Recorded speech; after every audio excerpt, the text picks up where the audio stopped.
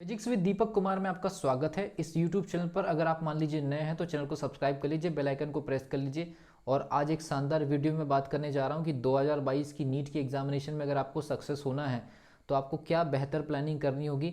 या आप देख लीजिए टाइटल मैंने क्या दिया है, how to start study NEET 2022 from zero level. अगर आप नीट की प्रिपरेशन एकदम जीरो लेवल से करना चाहते हैं और नेक्स्ट ईयर के नीट के एग्जामिनेशन में कंफर्म सिलेक्शन चाहते हैं तो कुछ बेसिक अप्रोचेस अगर आप मान लीजिए फॉलो करते हैं तो ये मान के चलिए कि नेक्स्ट ईयर नीट के रिजल्ट में आपका बेहतर स्कोर होना तय है। लेकिन वो कौन कौन सी बातें हैं जो आपको करनी है और बहुत ही ज़रूरी है। लेकिन अगर आप इस चैनल पर नए हैं तो चैनल को सब्सक्राइब कर लीजिए, बेल आइकन को प्रेस कर लीजिए। नीट की प्रिपरेशन आप जीरो लेवल से कैसे स्टार्ट कर सकते हैं कि नीट का रिजल्ट आपका बहुत शानदार बने और इतना शानदार बन जाए कि आप जो चाहते हैं रिजल्ट के बाद जिस कॉलेज में एडमिशन चाहते हैं उतने मार्क्स आपके पास हो, उतनी बेहतर रैंक आपके पास अवेलेबल हो। तो उसके लिए आपको सबसे पहली चीज़ अभी से क्या स्टार्ट करना है। तो सबसे पहली चीज़ मैं एकदम जीरो लेवल से बता रहा हूँ, अगर आप ये स्टेप्स को फॉलो करते हैं, ये मान के चलिए एक ऑन एन एवरेज अगर आपने टाइम दे दिया 6 से 7 महीने का या अगले साल के नीट के एग्जामिनेशन तक के, तो आप एक बेहतरीन स्कोर लेकर के आएंगे और आपका रिजल्ट बहुत ही ज़बरदस्त होने वाला है। लेकिन आपको ये जो सिचुएशन है समझनी पड़ेगी। पहली चीज़, सबसे पहली चीज़ आप, मैं ये मान के चल रहा हूँ कि ये वीडियो उन स्टूडेंट के लिए है जो जीरो लेवल से प्रिपरेशन करना चाहते हैं, जिन्हें कुछ भी नहीं पता लेकिन नीट के लिए वो सीरियस है। तो मैं आपको बता दूँ क्या क्या चीज़ें आपको करनी है और कौन कौन इसके ऊपर, अगर आपके कमेंट अगर अच्छे आएंगे तो इनके ऊपर भी इंडिविजुअल वीडियोस नीट के लिए बना दिए जाएंगे। आने वाली वीडियोस जो होंगी वो IIT जेई एडवांस और मेंस के लिए, दोनों के लिए होगी। तो फिलहाल आज हम बात कर रहे हैं नीट के लिए। देखिए सबसे पहली चीज़, आपके पास में नीट का सिलेबस का प्रिंट आउट होना चाहिए। अब सबसे बड़ी गलती स्टूडेंट क्या काम करते हैं, नीट का सिलेबस जो है वेबसाइट से देख लेते हैं और हो गया। आपको ये गलती नहीं करनी। मैं आपको जितने भी स्टेप्स बता रहा हूँ वो बिल्कुल आपको कंक्रीट और बिल्कुल एकदम राइट डायरेक्शन में फॉलो करने हैं। तो सबसे पहली चीज़, आपको नीट का जो सिलेबस है, सिलेबस को निकालिए, सिलेबस को डाउनलोड करिए। लेकिन सबसे पहले चीज़, नीट के सिलेबस को आप प्रिंट आउट के फॉर्मेट में निकाल करके एक फाइल में रख दीजिएगा। सबसे पहला काम आपको ये करना है, ये बड़ी इंपॉर्टेंट चीज़ें हैं। इसके बेनिफिट आपको आने वाली वीडियोस में बताऊंगा। सबसे पहली चीज़, सिलेबस को प्रिंट आउट निकाल करके आप अपनी टेबल पर ला लीजिए। इसको कोई किसी भी तरह से सॉफ्ट कॉपी या किसी में रखने की ज़रूरत नहीं, सिलेबस आपके पास होना चाहिए हार्ड कॉपी में, ठीक है। उसके बाद देखिए स्टडी मटेरियल, सिलेबस आपके पास आ गया।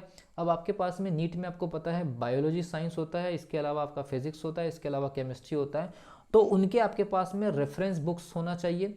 अगर आप रेफरेंस बुक के बारे में किसी भी प्रकार की कोई इन्फॉर्मेशन अगर आप चाहते हैं तो कमेंट सेक्शन में लिख सकते हैं, मैं बता दूंगा।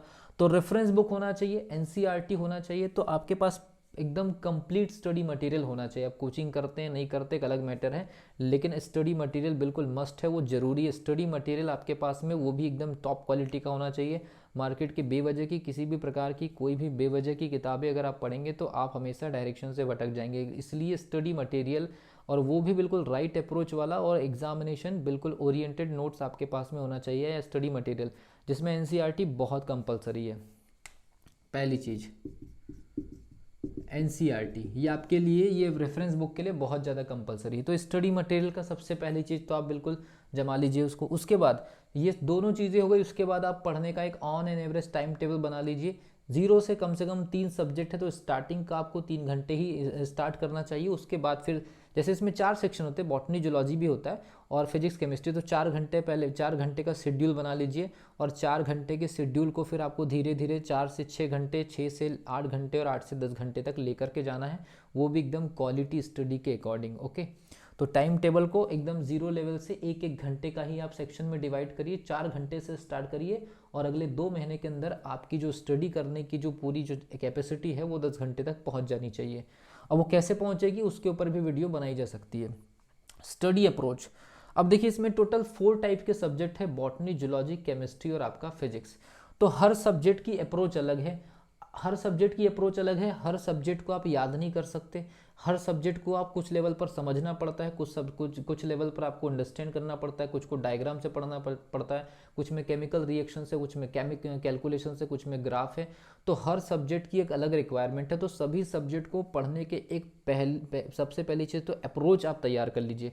तो मैं आपको बता दूँ सभी सब्जेक्ट की अप्रोच अगर आपको कैसी बनानी है तो वो भी मैं इसके ऊपर वीडियो बना दूंगा, आप कमेंट सेक्शन में लिख सकते हैं। नीट के लिए जो चारों सेक्शन है उनको पढ़ने का जो राइट जो टेक्निक है वो मैं आपको बता दूंगा आने वाले वीडियोस में।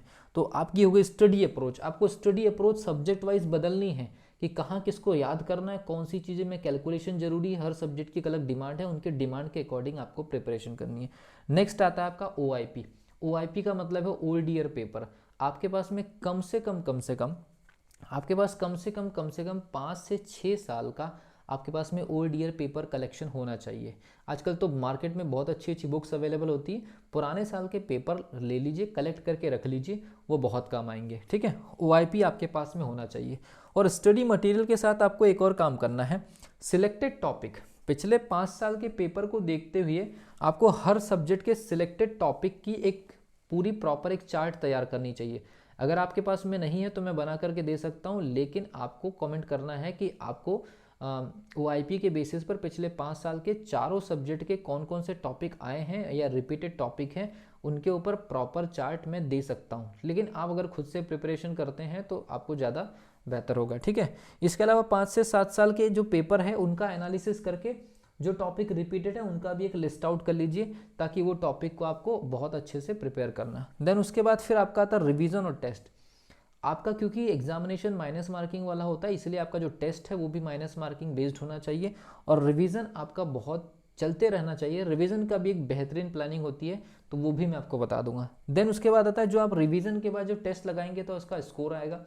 चाहे वीकेंड में टेस्ट लगाइए, चाहे आप 15 दिन के अंदर टेस्ट लगाइए, या सब्जेक्ट की यूनिट वाइज टेस्ट लगाइए, टेस्ट जब भी लगाएं तो उसके स्कोर को एक टेबल फॉर्मेट में आप तैयार करते जाइए। इससे आपको एनालिसिस होते रहेगा कि आपकी प्रिपरेशन और आपके टेस्ट के स्कोर का सही एक मिलान हो पा रहा है कि नहीं हो पा रहा है, और इंक्रीजिंग ऑर्डर में है कि डिक्रीजिंग ऑर्डर में है, कि रिजल्ट आपका फ्लक्चुएट हो रहा है। तो स्कोर टेबल आपको प्रिपरेशन कर लेनी है। इसके अलावा जब आप प्रिपरेशन कर रहे हैं तो स्टडी अप्रोच को ऐसे बनानी है कि मेमोरी रिस्पॉन्स चेक, आपको अपनी मेमोरी के रिस्पॉन्स को चेक भी करना है कि किसी क्वेश्चन को रीड करते समय आपके दिमाग में उस क्वेश्चन के टॉपिक की जानकारी कितने जल्दी क्लिक कर रही है। ये बड़ा इंपॉर्टेंट होता है टफ एग्जामिनेशन में। MRC कॉन्सेप्ट, ये जो MRC कॉन्सेप्ट है ये बहुत ज़्यादा मेमोरी रिस्पॉन्स चेकिंग, ओके, या checking of memory response check, मतलब आपने पढ़ा तो है लेकिन आपकी मेमोरी उस समय रिस्पॉन्स ही नहीं कर रही है, ब्लैंक हो जाती है, ऐसा क्यों होता है। तो वो सारी चीज़ें मैं आपको बताऊंगा आने वाली वीडियोस में। तो ये नीट का पूरा प्रिपरेशन का एक प्रकार का एक पूरा स्ट्रक्चर है। इन स्ट्रक्चर को आप बना लीजिए और ब्लूप्रिंट के जैसे आप तैयार कर लीजिए, और इन्हीं सभी स्ट्रक्चर के बेसिस पर आप अपनी प्रिपरेशन को जारी रखिए कंटिन्यूअसली। किसी भी प्रकार का अगर आपको मान लीजिए कोई क्वेश्चंस या कोई क्वेरीज हो तो आप लिख सकते हैं कमेंट सेक्शन में, उन सभी क्वेरीज के ऊपर जो है वीडियोस बनाई जा सकती है। मिलता हूँ अगली वीडियो में, तब तक के लिए wish you all the best.